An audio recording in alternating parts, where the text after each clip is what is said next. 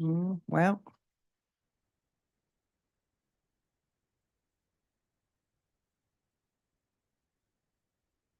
Or not.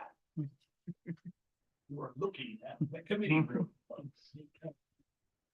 welcome everyone. It's February 28th. The Committee on Government Ops is now in order. If we could take roll call, please. Commissioner Knezek. Commissioner Garza. Commissioner Clark Coleman. Commissioner Colleen. Here. Chair Clementi. Here. You have a quorum present. Next item, B, Chairwoman's remarks. I have none. Next item, C, approval of the February 7th, 2024 meeting minutes. can I have a motion? Approval, Madam Chair. We have moved by Commissioner Clean, supported by Commissioner Clark Coleman. Can we do a voice vote? All those in favor? Aye. Thank you. Next item. D, unfinished business. There is none listed. And next item, please. Item 1, under new business, forwarding of personnel, Human Resources Department report on civil services positions. Is there, oh, there she is.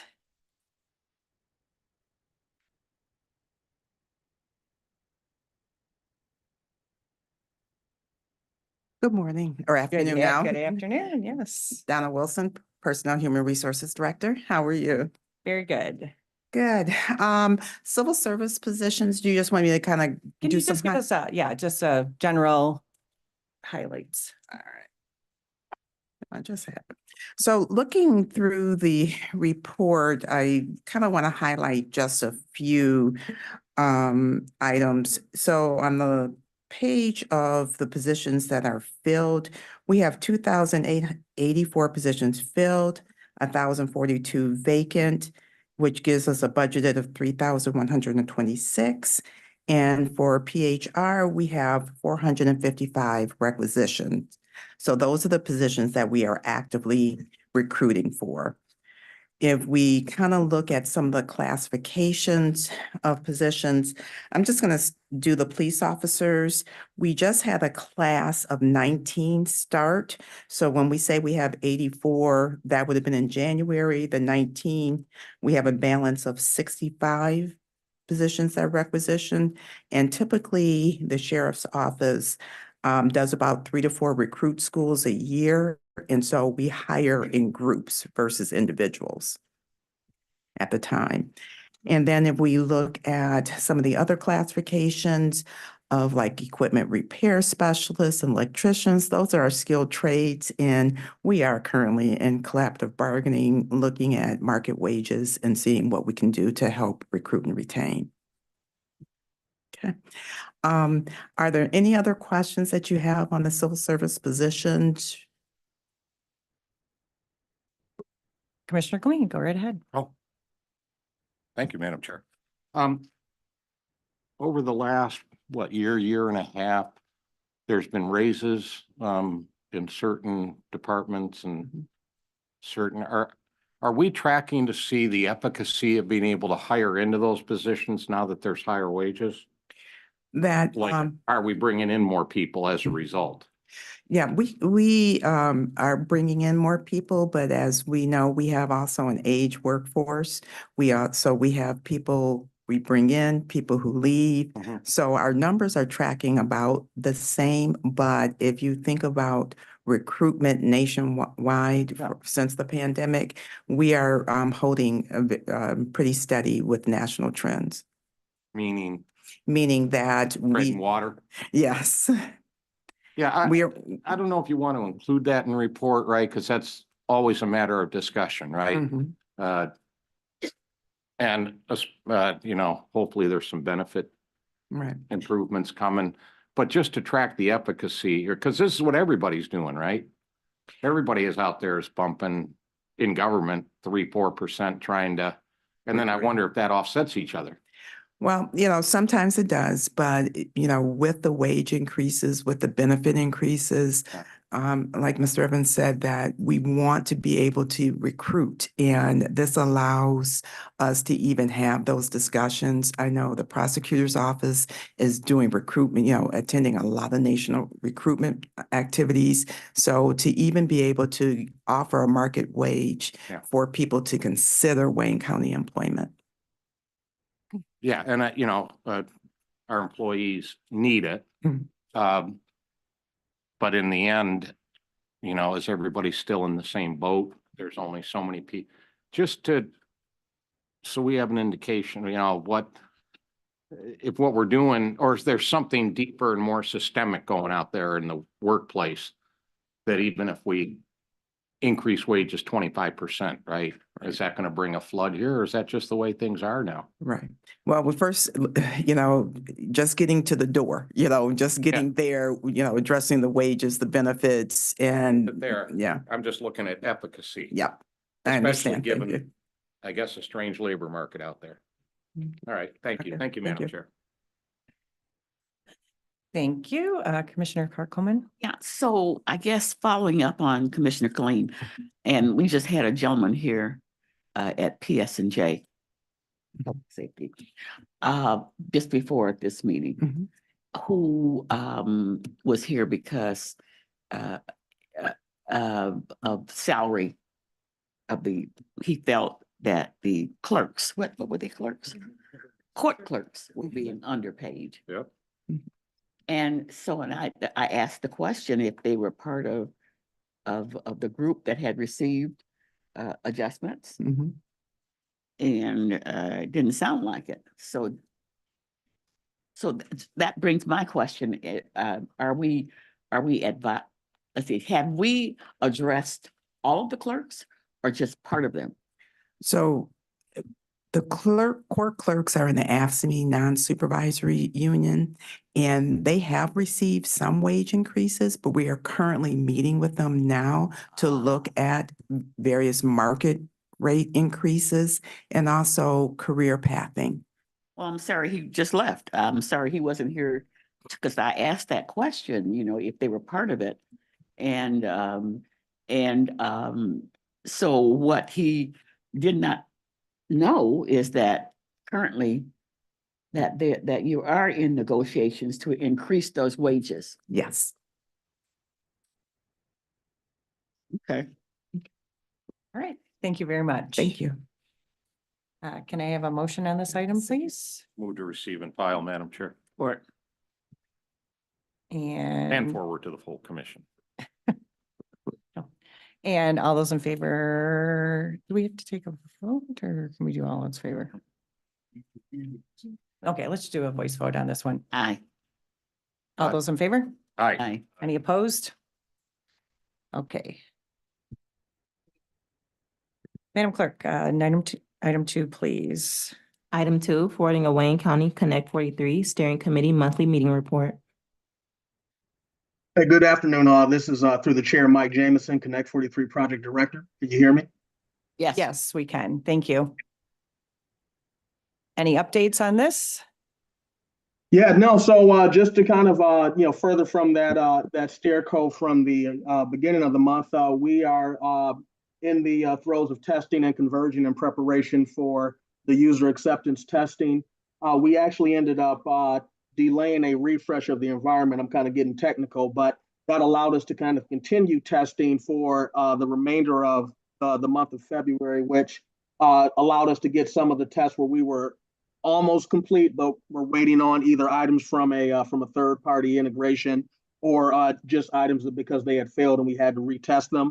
We allowed to get a few more tests complete than we otherwise would have. We're now in the throes of conversion, shooting toward a completion date of this weekend, and we're in full prep mode for user acceptance testing, training, which then leads to parallel payroll process testing, and still tracking toward the late June go live.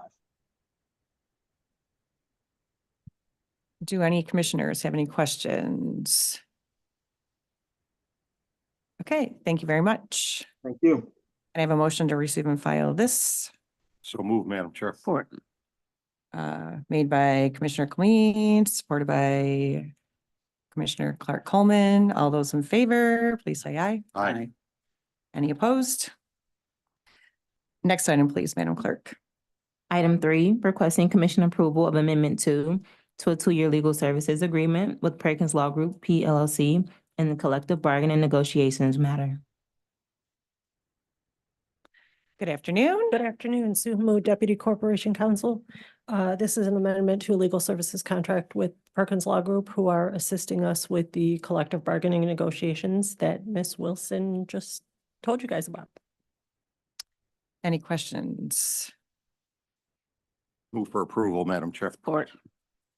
Can we take 2 or 3, 4, and 5 for a vote? No, the chair, you are. I just said we are taking 2, 3, and 4. I hear that the first time, but now I've heard you loud and clear, Madam Chair.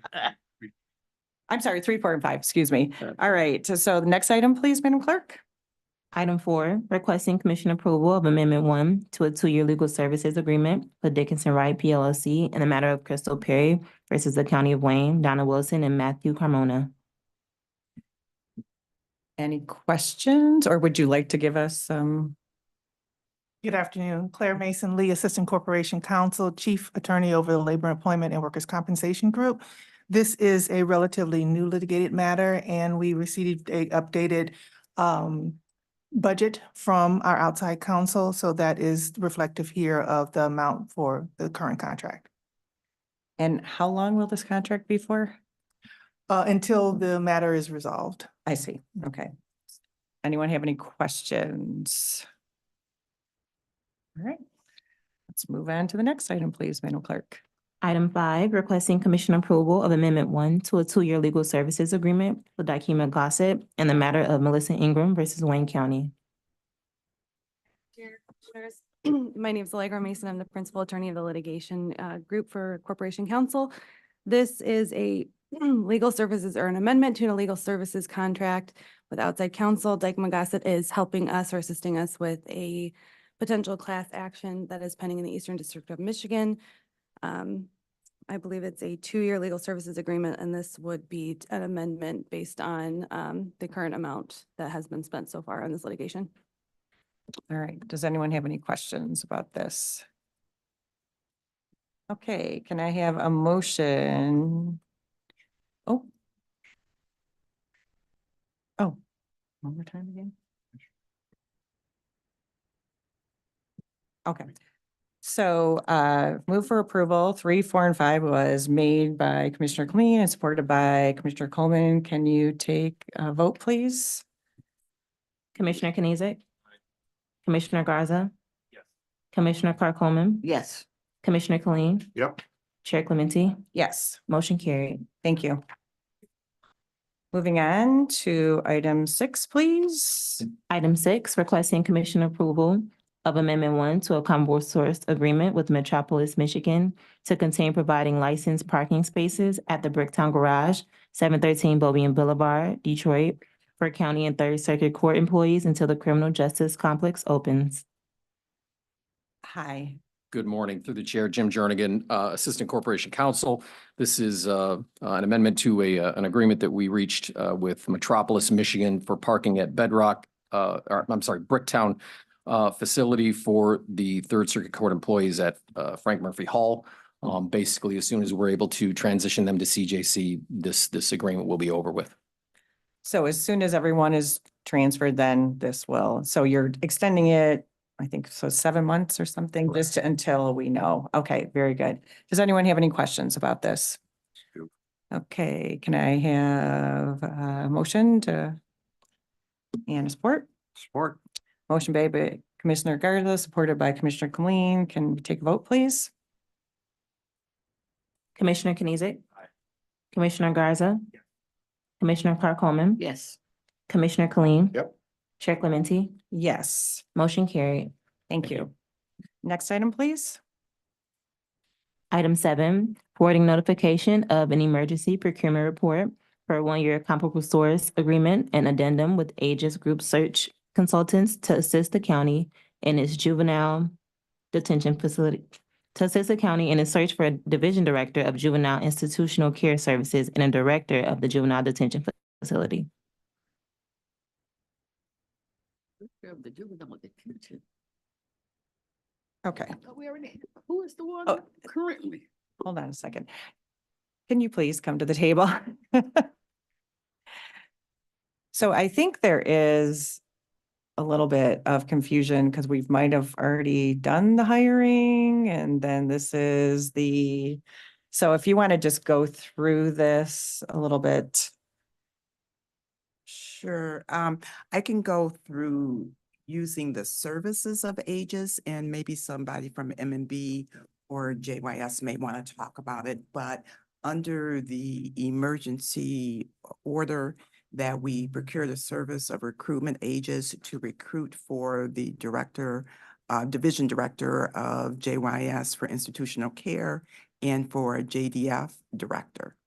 And both those candidates were recruited out of state and have been hired, and at least the JYS division director was presented in front of the commission. Does anyone have any questions on this? Madam Chair, Yes. could I ask Commission Council on this after the fact, kind Thank of you. deal where that leaves Yeah. us? Thank you, Commissioner Clean. I actually was going to ask Commission Council to come in and you want to, I think you have to come to the table. Oh, does it? News to me. What was your question, Commissioner Clean? Where does this leave us that the hiring has already occurred? Where does it leave us in passing such a thing today? Is it moot? Well, this is for receiving and filing. So this is an emergency procurement that has already occurred, that the administration determined was an emergency under the ordinance.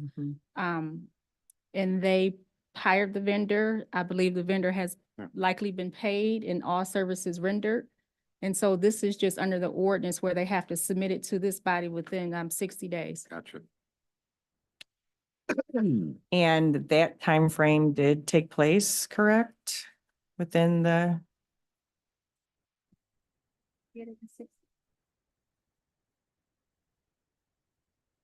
I thought I read something about that. So did the hiring's already taken place, right? That's Mhm, correct. That's correct. Who was hired, as a result of this Sure. search? Kendrick Rochelle was hired as a juvenile detention facility director, and Mac McGee as the division director for institutional care at JYS. Because I was wondering, that's why I was confused. Because I was wondering, I'm going, we already hired someone. Yes, yes, So- this is why it's an emergency procurement, and we have to have it as receive and file. I do believe everything is in line. Thank you for that. And to follow up on that question that was asked, so the ordinance requires the documents to be submitted to this body within 60 days. It's my understanding this was not submitted within that 60-day timeframe. The department advised that they were working diligently to get some attachments and some items uploaded in TCM to get it to us. So they were late in their submittal, but at that point, I believe it had already occurred. The hiring and the contract had already occurred.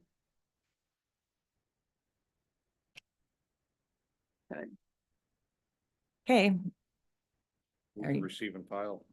Madam thank you, Chair. thank you. So move to receive and file from Commissioner Clean. Can I have a support? Second, Post it on social media. Someone will notice. What are no we one gonna wants to do? second that? Go ahead, I'll second it. Thank you, Commissioner Coleman. Can we do a vote? Yes. Commissioner Kenizik, Aye. Commissioner Garza. Yes. Commissioner Clark Coleman, Yes. Commissioner Colleen. Yep. Chair Clementi, Yes. motion carried. Next item, please. Item 8, requesting commission approval of a 4-year collective bargaining agreement with ASME Council 25, Local 25, Hearing and Vision Technicians Chapter.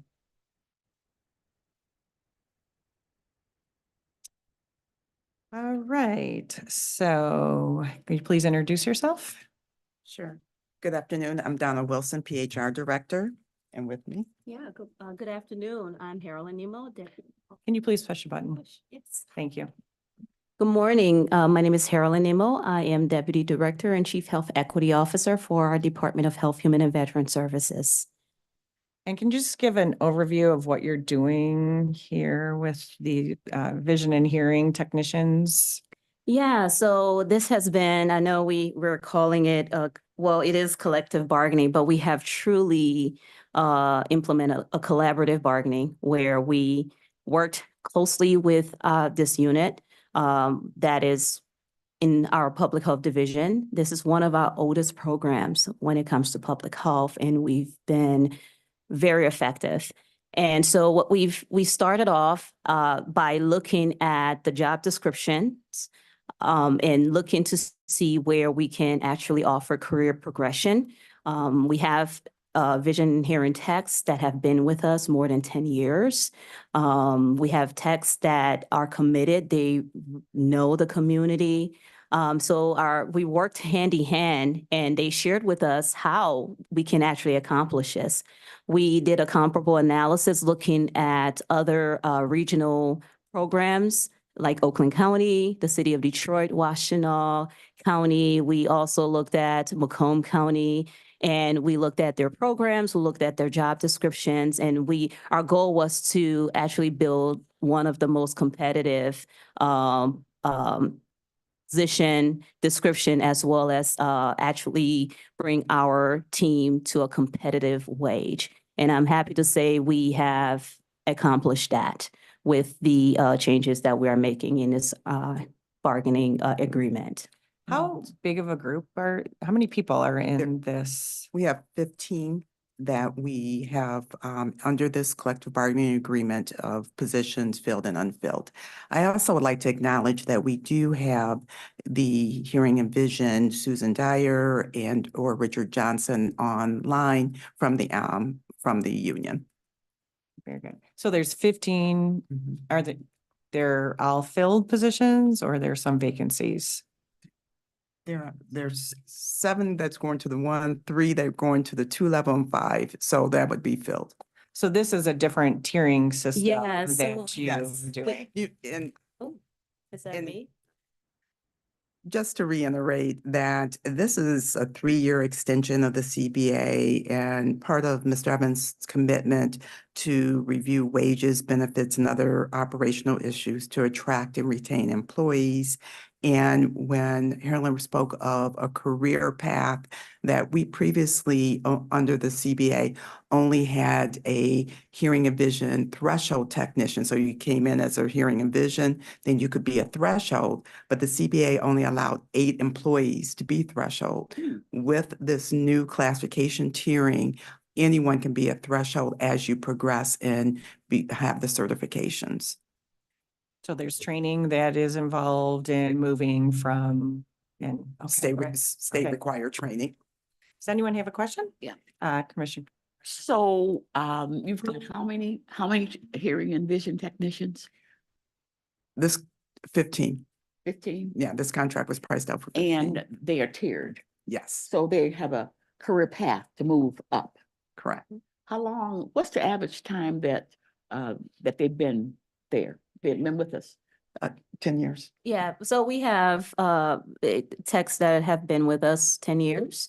And so right now our structure, how we structured it is that if someone has an experience working with schools or working with the children, working in the daycare center, they can come on board and they'll, without prior experience or training, as a 1. And within the first year, once they get their training and to become a hearing and vision tech, then they move to a level 2. And then you move to a level 3 because over the next 2 years, and now you're responsible for mentoring, helping train, helping onboard those who are coming in within the first 1 or maybe even 2 years. So it's level 3, is that the highest? Yes. under this collective bargaining agreement. We did receive some questions from the commission as to the hearing and vision 4 level. Well, that is a full-time position under another collective bargaining agreement. And so the members under this collective bargaining are part-time. Anything else? No, that's it. Commissioner Clean? Yeah, thank you, Madam Chair. I would like to hear from ASME representatives as to their comments on this agreement. Very good. Is there someone online? Richard. Richard? Good afternoon, Richard Yes. Johnson, staff rep with AFSCME, Michigan. Good afternoon. What do you want to know, Yeah. Commissioner Clean? Mr. Johnson, what do you like about the agreement? What did ASME get in this agreement, sir? Well, let's look at the beginning, and we met with the principals. You have a new director for the department, and there was some desire, number one, to increase the number of staff, but there was also discussion of full-time people. And we had that in the spirit of collaboration. They were following in line with what we were doing with the other groups. And the bottom line is that this particular group in the hearing and vision technicians are unique. They're per diem people, so they get paid per day. Their day coincides with the school day. And actually their schedules coincide with the school year for the most part. There is some summer work, but not everybody works it. But so the local wanted to retain that, but there's still opportunity if somebody wants to become full-time to go into the other unit and work full-time. So in dealing with that, we looked at the career progression, because that was an important part of it. And we came up with the tiers. The group developed the job descriptions for the tiers. Now, most of this is training by the state. They're evaluated by the state. And so there's not a lot of difference. There is an increase with the tiers based on your years of service. And there's also an evaluation process that the county wanted to implement. We haggled on that for a while, but it's in place. It's still to be seen how effective it's going to be, but there's language built in about that also. Outside of the wage tiers, there was a increase in mileage. These individuals need to use their own vehicles to get to the schools on a daily basis. So again, it's not per mile, it's per day. And so the group itself were new officers. I think they did a great job doing the investigative work and the research, and the whole group seemed to work together to come up with this contract that's before you now. No, Thank you very much for all that information. Also, within our analysis, there's a whole breakdown of everything that was discussed. So if you wanted to look at that more, Well, Madam Chair, there's more than what he said. So if you. I know, I read it all, but I think it's important when we have these collective bargaining agreements that we hear from labor across the table and hear directly from them, and not just have a bunch of stuff that's hidden in the paperwork somewhere. So thank you, Yes, Madam Chair. yes. Thank you. Thank you very much. Thank you. Can I have a motion for this? So moved. Support. Motion by Commissioner Clark Coleman, supported by Commissioner Clean, and we'll take the vote. Commissioner Kenizic, Commissioner Garza. Yes. Commissioner Clark Coleman, Yes. Commissioner Colleen. Aye. Chair Clementi, Yes, motion carried. thank you very much. Thank you. The next item, please, Madam Clerk. F, such other matters as may be properly submitted before the committee. There are none. Next item. G, public comments. Is there anyone in the audience or on Zoom that would like to make public comment? Now is the time.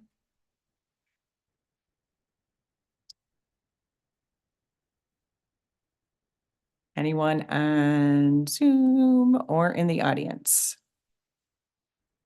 would like to make public comment? Okay, next item, please. Adjournment. Or